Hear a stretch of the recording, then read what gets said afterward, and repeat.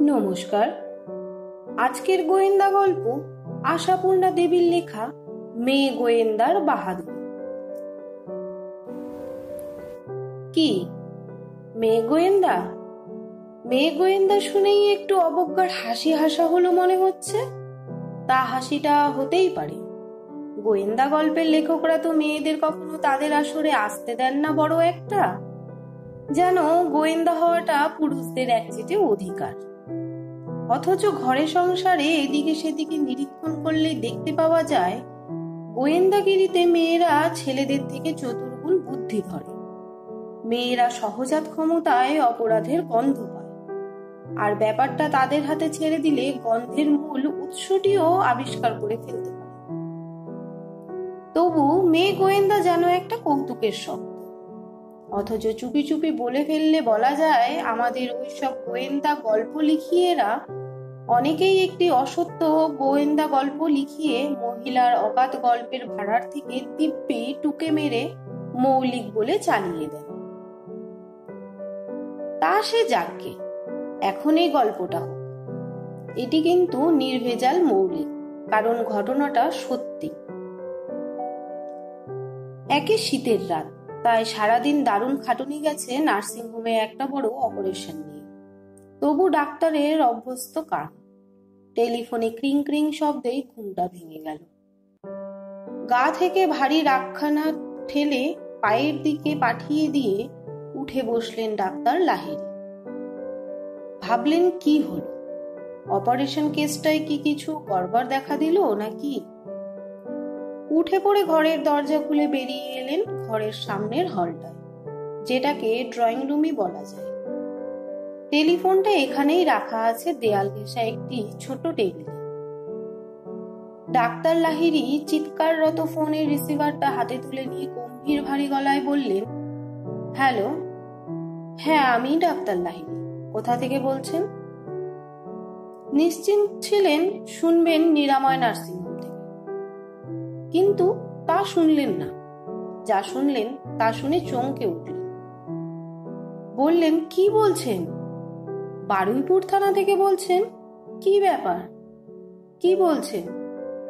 একটু আগে আমার বাড়ি থেকে ফোনে থানায় একটা মেসেজ পাঠানো হয়েছে কিনা যত তাড়াতাড়ি সম্ভব পুলিশ পাঠিয়ে দিতে, ভীষণ একটা কাণ্ড ঘটেছে বলে। ইম্পসিবল, মনে হচ্ছে ভুল হয়েছে। আপনি কোন ডাক্তার লাহিড়ীকে চাইছেন? কি বলছেন?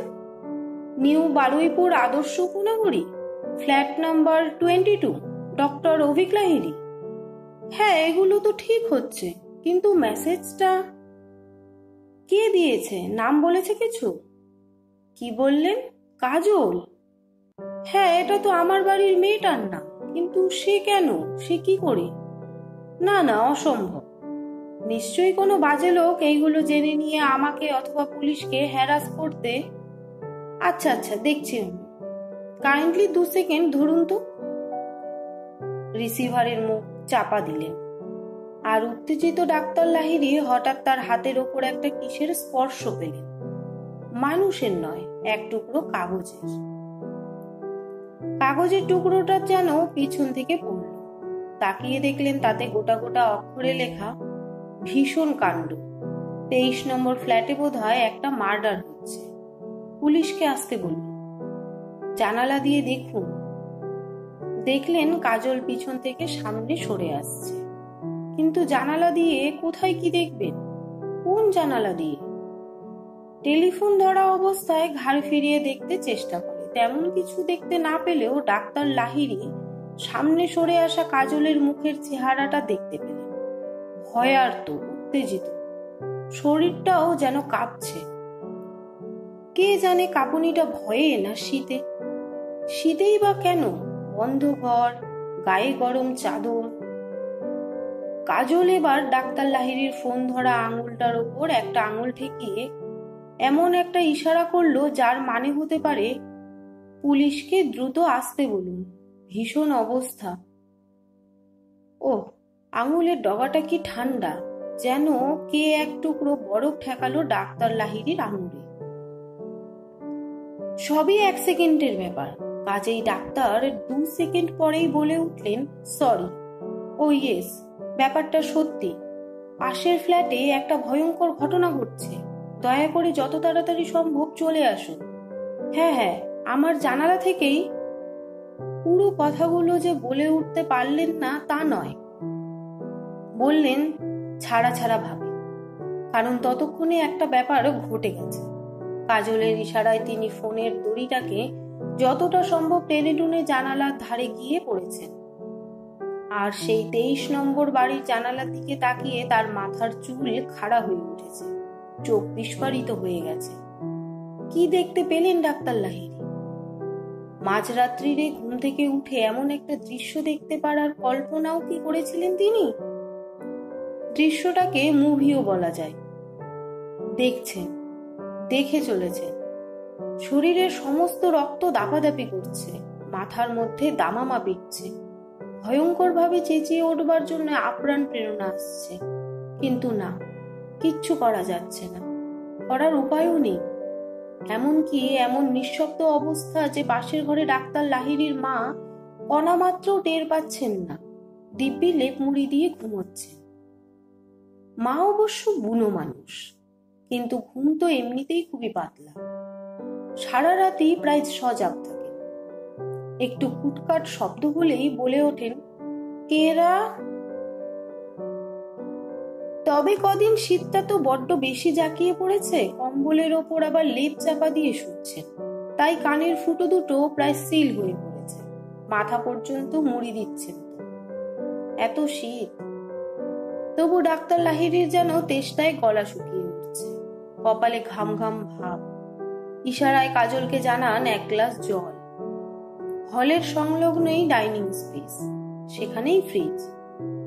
কাজল ফ্রিজ থেকে 1 গ্লাস জল বার করে নিয়ে বুদ্ধি করে থার্মোফ্লাক্সে রাখা গরম জল একটু ঢেলে নিয়ে মিশিয়ে দিয়ে হাতে ধরিয়ে দেয়। এই রাতে ফ্রিজের ঠান্ডা জল খেলে আর দেখতে হবে না। ডাক্তার কাকুর মা তো দিনে রাতে সবসময় গরম জল মেশানো জল খান, কাজেই এটা কাজলের জানা। মেয়েটা তো বেশ আন্তরিক আর বুদ্ধিমান, তবে হঠাৎ এমন একটা উৎকট কাজ করে বসলো কেন? তেমন কিছু দেখলে তো ডাক্তার লাহিড়ীকেই জাগিয়ে বলতে পারত, কিন্তু সে প্রশ্ন করার সময় এখন নয়। ডাক্তার লাহিড়ী জল খেয়ে আবার তাকালেন এবং যা দেখলেন তাতে নিঃসন্দেহ হলেন 23 নম্বর ফ্ল্যাটে একটা খুনের ঘটনাই চলছে। কিন্তু দেখলেনটা কি? কেউ কাউকে ছুরি উঁচিয়ে তেড়ে আসছে, নাকি রিভলভার বাগিয়ে ধরে তাক করছে? না, তা নয়। দেখলেন কাজটা সমাধাই হয়ে গেছে। দেখলেন ঘরের মাঝখানে সিলিং ফ্যানের ঠিক নিচে যে পালঙ্ক টাইপের খাটখানা পাতা আছে, তার উপরে দুটো মুষ্কো মতো লোক ফ্যানের সঙ্গে একগাছা দড়ি লটকাচ্ছে ফাঁস লাগাতে। যেভাবে লোকে গলায় দড়ি দিয়ে ঝুলে সেইভাবে কায়দাটা করছে, কিন্তু সেই সঙ্গে একটা দীর্ঘকায় লাশ তুলে ধরে তার গলাটায় ফাঁস পুড়িয়ে দিতে চেষ্টা করছে। দেহটা যে মৃতদেহ তা বুঝতে পারা যাচ্ছে। এ দেহটি আর কারো নয়, 23 নম্বর ফ্ল্যাটের মালিক জগদীশ বাবু। শেয়ার মার্কেটের দালাল জগদীশ তালুকদার, অনেক পয়সা, বেশ উন্নাসিক, পাড়ার কারো সঙ্গে বিশেষ মেশেন না।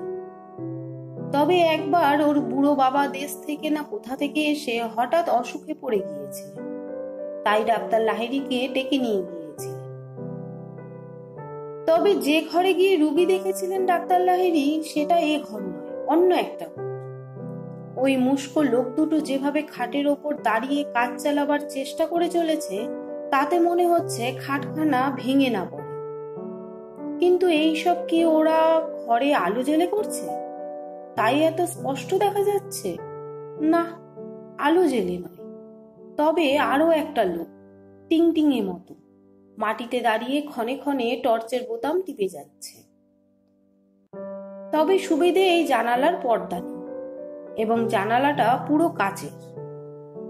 ডাক্তার লাহিড়ীরও তাই। তবে ওর বাড়িতে সব ঘরে ঘরে মোটা কাপড়ের ভারী ভারী পর্দা, বিশেষ করে শীতকালে। এখন তার ফাঁক দিয়েই দেখছে। তাছাড়া ওই দৃশ্যের দর্শক হওয়া মাত্রই তো নিজের ঘরের আলো নিভিয়ে দিয়েছিলেন। শোবার ঘরে যে একটা মৃদু নীল আলো জ্বলে সেটা পর্যন্ত। কাজল খুব মৃদু গলায় বলল, ঠাকুমার ঘুম ভেঙে গেলে মুশকিল, তবে এ ঘরে এসে দেখতে পারলে আরো সুবিধে হতো। এ ঘর মানে? সেই ডাইনিং স্পেসটা যেখানে ফ্রিজটা আছে? এ ঘর থেকে ডাক্তার লাহিড়ীর মায়ের ঘরের মধ্যে ঢুকে যেতে পারার মতো একটা দরজা আছে। দরজাটা খোলা থাকে। বৃদ্ধা মহিলার যদি কিছু দরকার হয় তাহলে ডাকলে সাড়া পাবে। এখন এই কাজলের প্রধান কাজই ওই বুড়িকে দেখভাল করা। কাজল যাকে বলে রীতিমতো বুদ্ধিমতী। সে ঠাকুমাকে সকালে খবরের কাগজ পড়ে শোনায়, আর দুপুরে মার ঘুম না এলে গল্পের বই, পত্রপত্রিকা এইসব পড়ে শোনায়। মহিলার পড়ার নেশাটি চিরকালই দারুণ, কিন্তু এখন দৃষ্টিহীন হওয়ায় মুশকিলে পড়েছে। খবরের কাগজ বা গল্পের বই টইয়ের স্বাদ না পেলে যেন হাঁসফাঁস করেন, তা সে যেমন বইই হোক।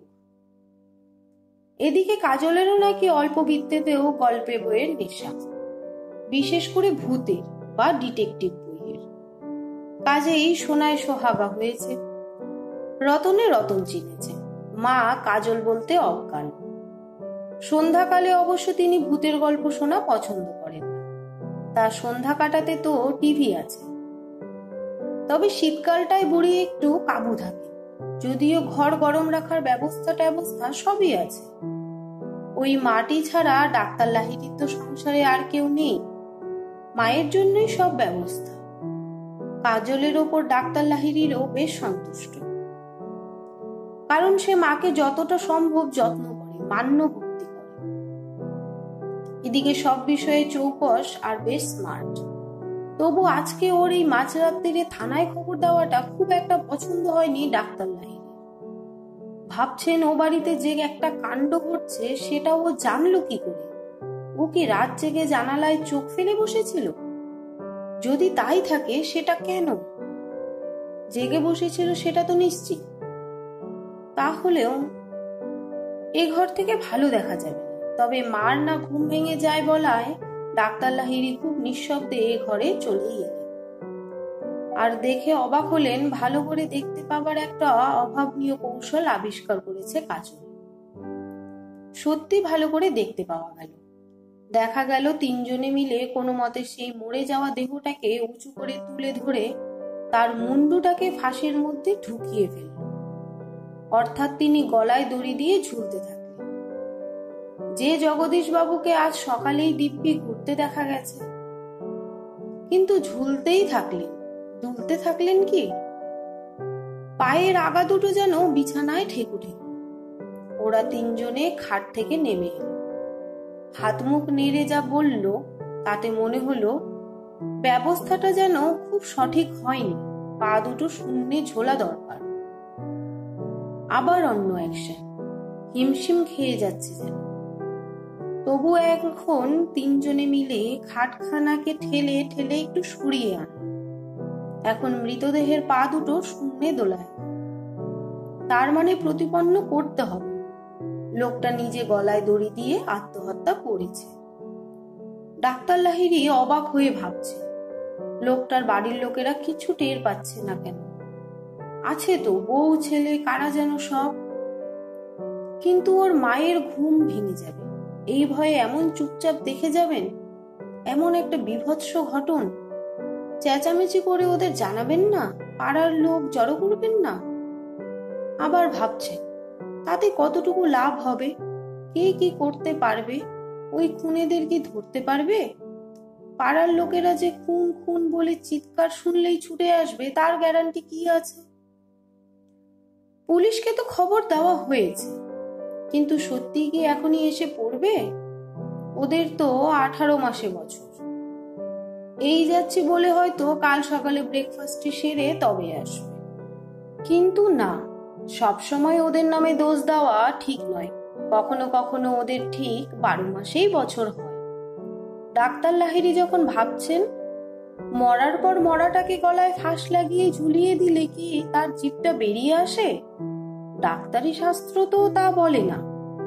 ওমা, ভাবতে ভাবতেই হঠাৎ কাজল চাপা আতঙ্কে বলে ওঠে, দেখুন দেখুন, কি করছে ওরা।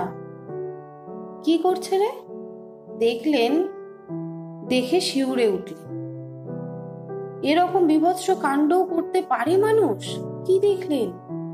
দেখলেন সেই রোগা পটকা লোকটা আবার খাটের ওপর দাঁড়িয়ে মৃতদেহটার মুখের মধ্যে হাত চালিয়ে দিয়ে জিভটা ধরে টানাটানি করবার চেষ্টা করছে, যাতে বেরিয়ে আসে।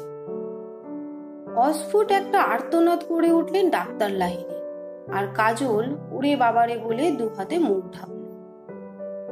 আর ঠিক সেই সময় পুলিশের গাড়ি এসে পড়ল। এলো প্রায় নিঃশব্দে, দমকলের মতো রাস্তা দাপাতে দাপাতে, পাড়া কাঁপাতে কাঁপাতে, আর ঘুমন্ত মানুষকে জাগাতে জাগাতে তো নয়। তবু দেখতে পেলেন। জানালার পর্দা সরিয়ে দেখছিলেন কিনা বারে বারে। দেখতে পেলেন মোড়ের মাথার রাস্তার উপর হঠাৎ ক্ষণিকের জন্য একটা হেডলাইটের আলো পড়ল। 1 সেকেন্ড, তারপর সেই গাড়ি এসে থামল। উর্দিপ্রা এক কনস্টেবল লাফিয়ে পড়ে একটা পেন্সিল টর্চ হাতে নিয়ে ফ্ল্যাট বাড়ির কম্পাউন্ডের গেটের সামনে দাঁড়ালো। ডাক্তার লাহিড়ী ততক্ষণে নিচের তলায় নেমে এসে গেটের মধ্যে থেকে টর্চ বাড়িয়ে আলোর সংকেত করলেন। তারপর আরো 2 জন কনস্টেবল নেমে লাফ মেরে ছুটে গেল। পেছনে আরো একজন অফিসার বলছে, ব্যাস হাতে হাতে ধরা পড়বেন বাছা ধরে। ডাক্তার লাহিড়ী আর কাজল দুজনের মধ্যেই একই কথা। শুধু খুন নয়, মৃত মানুষটার জিভ টেনে লম্বা করার চেষ্টা। উফ, কি নরকীয়। কাজল দেখে ওরে বাবা ঠোঁটের পাশে আবার একটা শিশি থেকে কি ঢেলে দিচ্ছে। কোনো রং, আর কি হবে? লালি তো। বোঝা গেছে ভাব দেখাতে হবে যেন গলায় দড়ি দেওয়ার ফলে ঠোঁটের পাশে রক্ত গড়িয়ে পড়েছে। কাজল 3 তলায়, ডাক্তার নিচের তলায়। দুজনেই অধীর আগ্রহে দেখছে পুলিশরা এসে গেল মূল কাণ্ডর কাছে। কিন্তু বদমাইশদের আলাদা ভগবান, তারা ঠিকই পুলিশের হাত ফসকায়। হবি তো হ, ঠিক সেই মুহূর্তে ওই ব্লকেরই একজন ঘোষবাবুদের বাড়ি থেকে চিৎকার উঠল, চোর চোর। তা চোখের সামনে চোর চোর শুনলে তো আর পুলিশ নিষ্ক্রিয় থাকতে পারে না। তারা চোর ধরতেই তৎপর হলো। অথচ নেহাতি বোধ হয় ছিচকে চোর, কারণ যেটাকে ধরে গাড়িতে তুললো তার পিঠে নেহাতি রাস্তার গামছা লুঙ্গি ছিট কাপড়, ফেরিওয়ালার মতো 2টো পুটলি। হয়তো কিছু জামা কাপড় কি বাসনপত্র হাতে নিয়ে পালাচ্ছিল। তাকে ধরতে গিয়ে আসলরাই হাতছাড়া হলো। মাত্র 3 জন তো পুলিশ। তা রাত দুপুরে টেলিফোনে কি না কি একটা উড়ো খবর পেয়ে থানা থেকে তো একটা বিরাট ফোর্স পাঠাতে পারে না। তা যাই হোক, ওই চোরটাকে গ্রেপ্তার করে গাড়িতে তুলে একজন পুলিশ তার কাছে পাহারা দিতে বসে থেকে বাকি 2 জন আর অফিসারটি যখন 23 নম্বর ফ্ল্যাটে উঠে এলো, তখন তো পাখি উড়ে গেছে। অবশ্য উড়ে যে গেছে সেটা বুঝতে বিস্তর সময় লাগলো। যদিও চোর চোর শুনে ব্লকের 800 বাসিন্দারা জেগে উঠে পড়লেও ওই 23 নম্বর বাড়িটি নিঃসাড়। সদর দরজা বলতে যে দরজা, তাতে বেল বাজিয়ে বাজিয়ে হন্যে হয়েও কেউ খুলল না।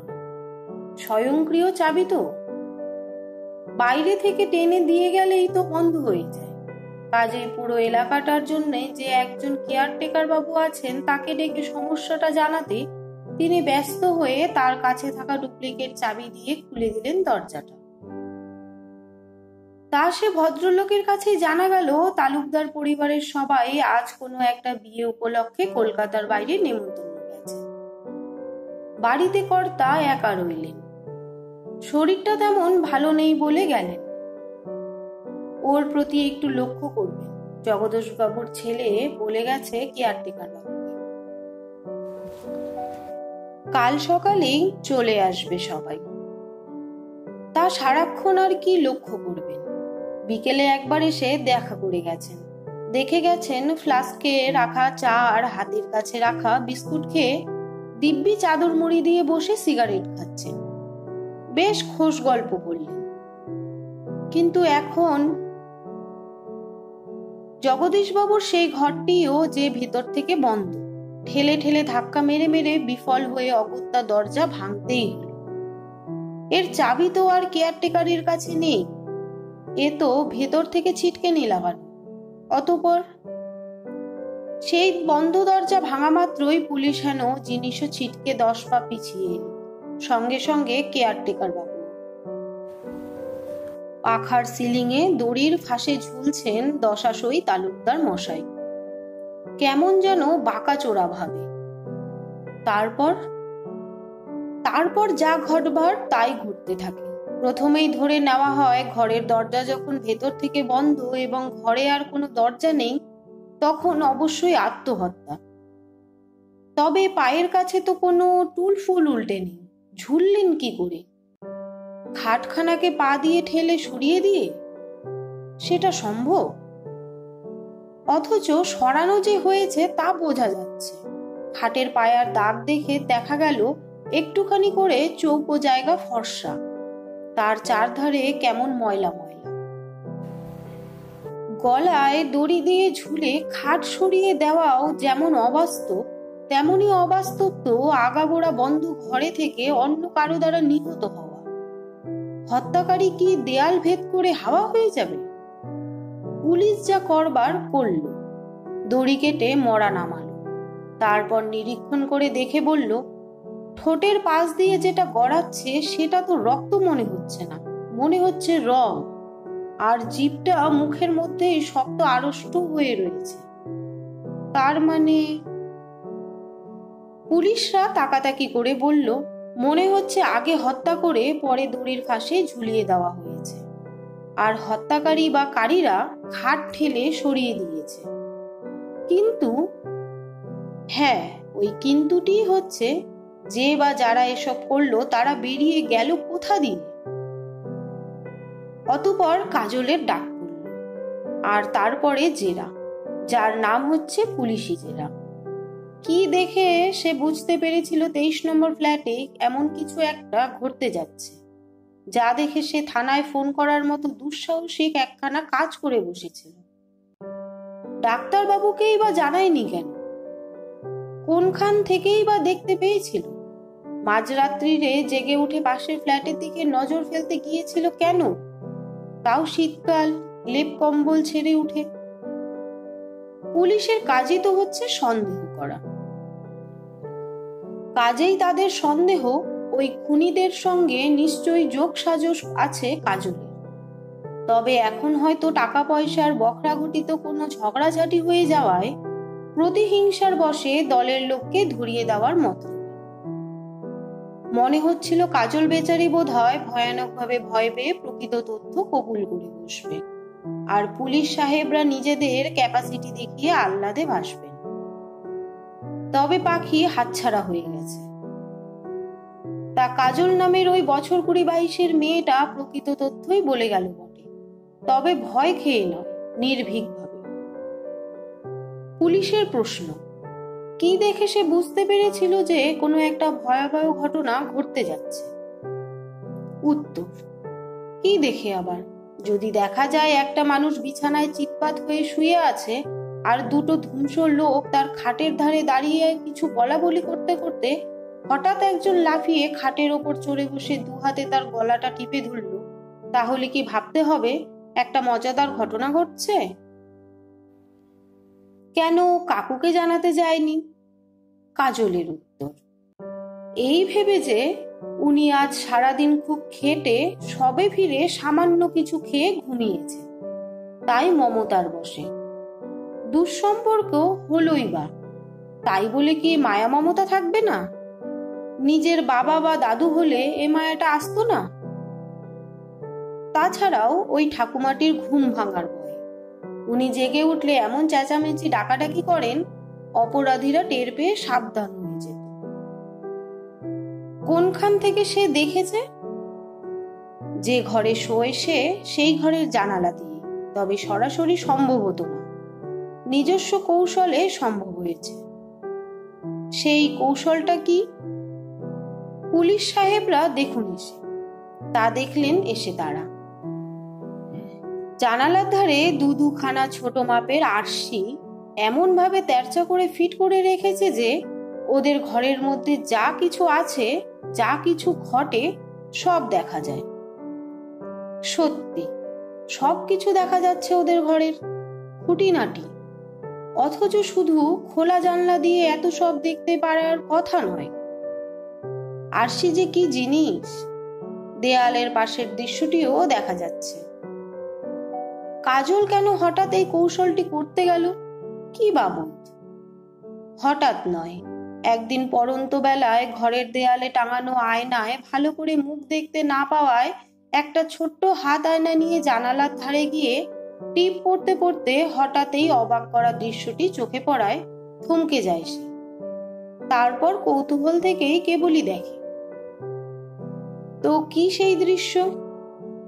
দৃশ্যটা হচ্ছে, এই ব্লকের একদম নিচের তলায় ঘোষবাবুদের ফ্ল্যাটের পাশের দিকে জমাদার যাতায়াতের যে একটা প্যাসেজ আছে বা গলি মতো আছে, সেই পথ দিয়ে একটা লোক ঢুকে যত সব রেন ওয়াটার পাইপ বা বাথরুমের নোংরা জল পড়বার মোটা মোটা পাইপ আছে সারি সারি দেওয়াল ভর্তি, তারই একটা বেয়ে বেয়ে উঠে আসে এই 3 তলার 23 নম্বর ফ্ল্যাটের বাথরুমের জানালার নিচে।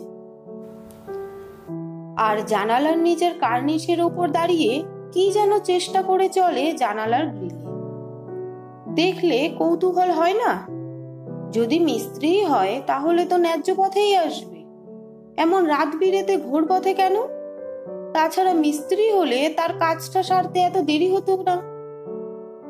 তো সেই রাত্রেও কাজল উঠে দেখতে গিয়েছিল শেষ পর্যন্ত লোকটা করলো কি। তা সেই দেখতে গিয়েই ওই গলা টেপার দৃশ্য দেখে আটকে উঠে থানায় ফোন করে বসেছিল। তারপর তো ডাক্তারবাবু জেগে উঠে নিজেই সব দেখতে পেলেন মরা মানুষটাকে কিভাবে তুলে ধরে গলায় ফাঁস লাগিয়ে ঝুলিয়ে দেওয়ার চেষ্টা। ডাক্তার লাহিড়ী বলে উঠলেন, সেই তো, আমিও তো নিজেই চোখেই দেখলাম। তবে আমিও বুঝলাম চেঁচামেচি করে পাড়ার লোককে জাগানোর চেষ্টা না করাই ভালো, থানায় যখন খবর একটা পৌঁছেই গেছে। জগদীশ বাবুর ঘরে কোনো আলমারি নেই, শুধু বড় একটা চাকাওয়ালা ওয়ার্ডরোব। কাজল জানায় ও জগদীশ বাবুকে অনেকদিনই ওই ওয়ার্ডরোবটা ঠেলে তার পিছনে অদৃশ্য হয়ে যেতে দেখেছে। এ কথা শুনেই এরা লক্ষ্য করেন এ ঘর দিয়েই আর একটা ঘরে যাওয়া যায়, বড় ওয়ার্ডরোবটার পেছন দিকে ছোট্ট একটা দরজা দিয়ে, অনেকটা যেন চোরা কুঠুরি। এটা কি? ঢুকে পড়েন পুলিশ অফিসারটি, আর ঢুকেই চেঁচিয়ে ওঠেন, মাই গড! কেন, কি ছিল সেই ঘরে? আরো কোনো মৃতদেহ নাকি? না না, সেরকম কিছু না। দেখা গেল ব্যাংকের লকার ঘরের মতো একটা জানালা দরজা বিহীন ওই ঘরটার দেওয়ালের ধারে ধারে ইয়া গডরেজের আলমারি বসানো, সবগুলো হাটপাট খোলা আর একদম ভোগো ফাঁকা। তবে ঘরের মেঝে ছড়ানো রয়েছে কিছু কাগজপত্র আর কয়েকটা গহনার কেস। তাড়াতাড়ি খুলেই মুখটা পেঁচা হয়ে গেল পুলিশ সাহেবের। খালি বাক্স, নেকলেস আর ব্রেসলেট এবং মুক্তোর মালা গোছের কিছু ছিল বোধহয়, শুধু তার খাঁজগুলোই দেখা যাচ্ছে। ভিতরের জিনিসগুলি হাওয়া, অর্থাৎ স্রেফ খুন নয়, খুন করে ডাকাতি। কিন্তু যে বা যারা এসব করলো তারা পালালো কোথা দিয়ে? তারা কি অদেহী ভূত? অথচ ঘরের মেঝে দেখা যাচ্ছে বেশ কিছু পোড়া বিড়ির টুকরো। ভূতেরা কি বিড়ি খায়? শেষ পর্যন্ত কাজলের বুদ্ধির কাছেই হার মানা। কাজলই বারবার কর্তার ঘরের অ্যাটাচ বাথরুমের দিকে যেতে বলে চলেছে। এনারা গেছিলেন, একজন দেখে বলে উঠেছিলেন, আরে জানালার গ্রিল তো লাগানোই রয়েছে। তাহলে? অতঃপর আবারও কাজল, সে নিজেই ঢুকে পড়ে বলে ওঠে, এই দেখুন কি ব্যাপার। কি ব্যাপার? ব্যাপার যে এই সমস্ত স্ক্রুগুলো খোলা, শুধু ওপর নিচের দুটো স্ক্রু ঢিলে করে লাগানো, যাতে কোনো মতে একটু ঠেকিয়ে রেখে লোক ঠকানো যায়। কাজল হাত দিয়েই ঘুরিয়ে ঘুরিয়ে সেই স্ক্রু দুটো খুলে ফেলে বলে ওঠে, কেউ ধরুন, ভীষণ ভারী, নিচে পড়ে গেলে বিপদ হবে। ধরে ফেলে দেখা গেল জানালার বাইরে কার্নিশে স্ক্রুড্রাইভার। তার মানে মাল পাচার করে ফেলার পর শেষমেশ লোকের চোখকে ধোকা দিতে বাইরে থেকেই একটু জুড়ে রেখে আবার পাইপ বেয়ে পগার পার। পুলিশ সাহেবের পাকা মাথা থেকে কথাটা আবিষ্কার হওয়ার আগেই কাজল বলে ওঠে, এই মতলবেই কদিন আগে থেকে জানালার গ্রিল খুলেছে। আর শেষ রাত্রে ঘোষবাবুদের ফ্ল্যাট থেকে যে চোর চোর হল্লা উঠেছিল, যাদের কাঁধে পুটুলি দেখে ছিচকে চোর মনে হয়েছিল, তারাই আসল পাবি। তো মোটা মোটা দুটো তো শটগান দিয়েছে, ধরা পড়ে মরেছে সেই রোগা টিংটিংয়েটা। ঘোষবাবুর বাড়ির চাকর তার পিছু পিছু ধাওয়া করতে করতে একটা ঢিল ছুঁড়ে মারার ফলে সে বলে রগটা চেপে ধরে বসে পড়েছিল। তখন পুলিশ এসে ক্যাক। কিন্তু তার পুটুলিটাই ছিল কি? ছিল কয়েক গোছা 100 টাকার নোট, কিন্তু নোটগুলো যে সব জাল। পুলিশের পিটুনি খেয়ে শিকার পেল, আগের মোটা দুজন এরকম নোট বস্তা ভর্তি করে নিয়ে গেছে, আর নিয়ে গেছে এক গাদা দামি দামি গহনা। সে বেচারি নেহাতি তুচ্ছ বলে তাকে সামান্য বখরা দিয়ে গেছিল। স্ক্রু খোলা পর্যন্তই তার ক্যাপাসিটি। ওদের দলের কাজকর্ম কি তা সে জানে না, কিন্তু জানা গেল ধর্মের কল বাতাসে নড়ল। থানায় টিংটিং এর পুটুলির কাপড়টা দেখে কাজল বলল, এ তো তালুকদার বাবুর বাড়ির জানালার পর্দা। হ্যাঁ, কাজলকেও পুলিশ থানায় নিয়ে গিয়েছিল অবশ্য, আরো তথ্যের আশায়। ওইটি ধরা পড়বার সূত্র। পর্দা খোলা থাকার ফলেই তো সবকিছু দেখা গেল। আর টিংটিং এর সঙ্গে খুনিদের যোগাযোগ। আর আটক করা কাগজপত্র থেকে জানা গেল জালি নোটের কারবারি তালুকদার বাবুর কীর্তিকলাপ। অবশেষে একটা গ্যাং ধরা পড়ল, সেই মুস্কো দুটো সমেত। কাজলের নামে ধন্যি ধন্যি পড়ে গেল। পুলিশ কর্তৃপক্ষ থেকে তাকে কিছু পুরস্কার দেবার কথা হলো।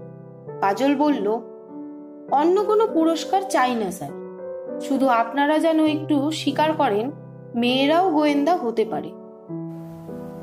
আজ পর্যন্ত তো একটা এমন গোয়েন্দা গল্প পড়তে পাইনি যার গোয়েন্দাটি মেয়ে। আপনারা প্রচার করলে লেখকরাও ভাবতে পারেন মেয়ে গোয়েন্দার গল্পই লিখি দু একটা। নমস্কার। আমার এই ক্ষুদ্র প্রচেষ্টাটি আপনাদের কাছে কেমন লাগলো কমেন্টের মাধ্যমে জানাতে ভুলবেন না। যদি ভালো লেগে থাকে একটি লাইক ও সাবস্ক্রাইব করে পাশে থাকবেন। আপনাদের একটি লাইক ও সাবস্ক্রাইব আমাকে আরো একটি নতুন গল্প বলার উৎসাহ দিয়ে যায়। ধন্যবাদ।